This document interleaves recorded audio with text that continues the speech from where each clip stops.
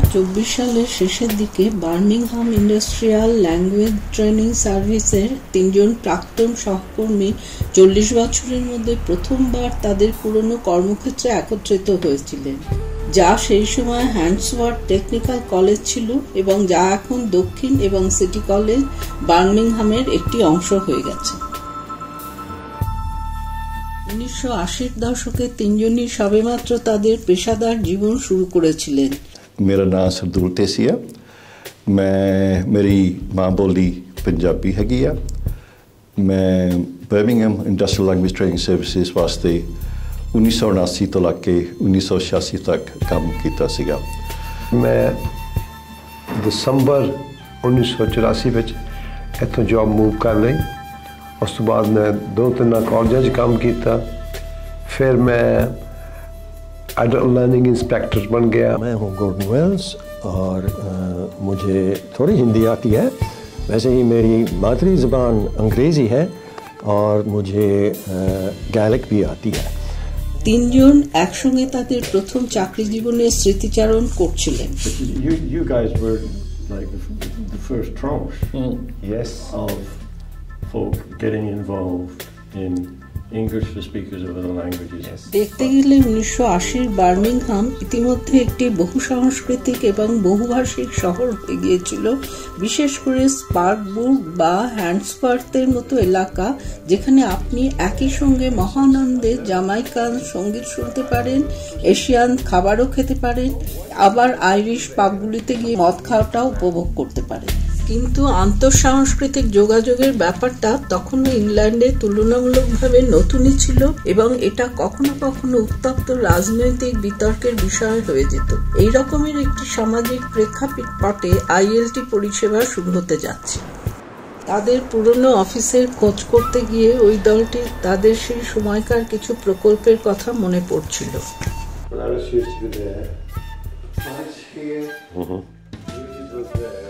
Birmingham ILT সমস্ত England জুড়ে শহরগুলিতে গড়ে ওঠা এই রকম দলগুলির একটি নেটওয়ার্কের অংশ ছিল।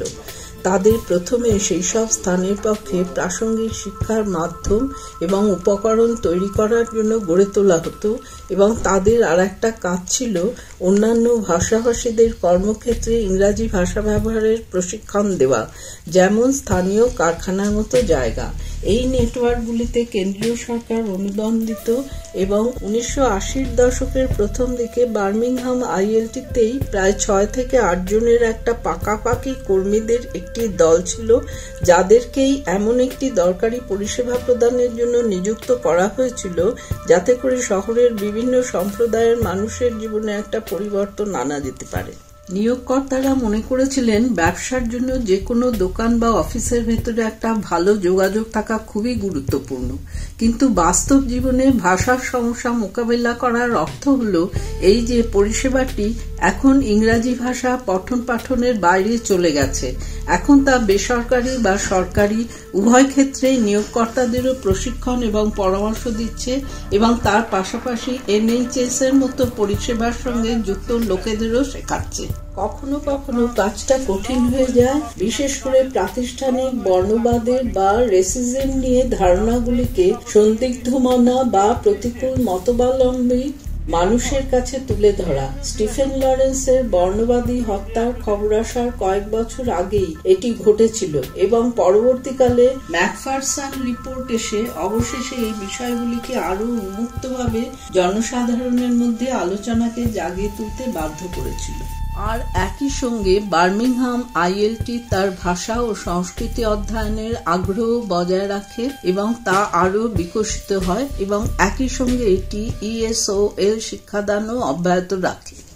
এটি এমন একটি সময় ছিল যখন মাতৃভাষা রক্ষণাবেক্ষণের বিষয়টি সবার দৃষ্টি আকর্ষণ করা শুরু করেছিল এবং তখনই NATESLA National Association of Teaching of English as a Second Language to Adults তার নাম পরিবর্তন করল।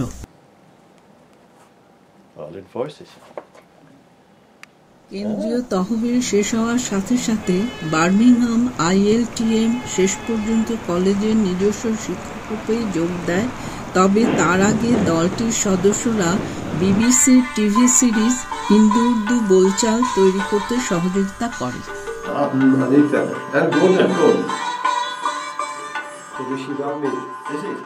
এই প্রথম বিবিসি দক্ষিণ এশিয়ার কোনো ভাষা শেখানোর চেষ্টা করেছিল এবং এ বিষয়ে তথ্যচিত্রটি যুক্তরাজ্যের স্থানীয় প্রবাসী সম্প্রদায়ের মধ্যেই তৈরি হয়েছিল। I want to learn Urdu because I have a lot of Asian friends who can speak the language and it'd be nice to communicate with them. এই সময়ে শিক্ষার্থীদের এ ধরনের নতুন কথা বলেও উৎসাহ দেওয়া হচ্ছিল যে তারা যেন এইসব কেন্দ্র খুঁজে বার করে যেখানে হিন্দু উর্দু বোলচাল ক্লাব এমন একটা বিজ্ঞপ্তি টাঙানো আছে। এখানে তারা টিভি থেকে যা শিখছে তা বাস্তব জীবনে প্রয়োগ করতে পারবে।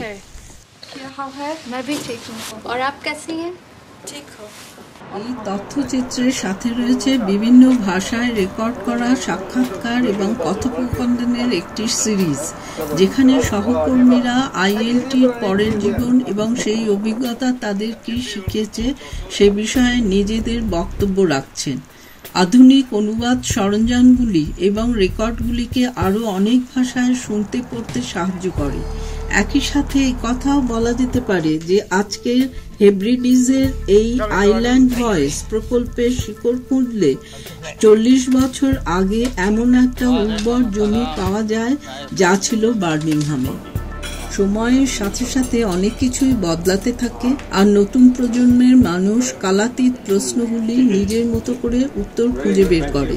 ভবিষ্যতের দিকে তাকিয়ে আমরা এখনো প্রশ্ন করতে পারি কিভাবে আমাদের সমৃদ্ধ বহুভাষিক ঐতিহ্যকে সবচেয়ে ভালোভাবে রক্ষণাবেক্ষণ করা যায় এবং সবার সাথে ভাগও করা যায় এবং তার সুব্যবস্থা অব্যাহত রাখতে পারা যায়।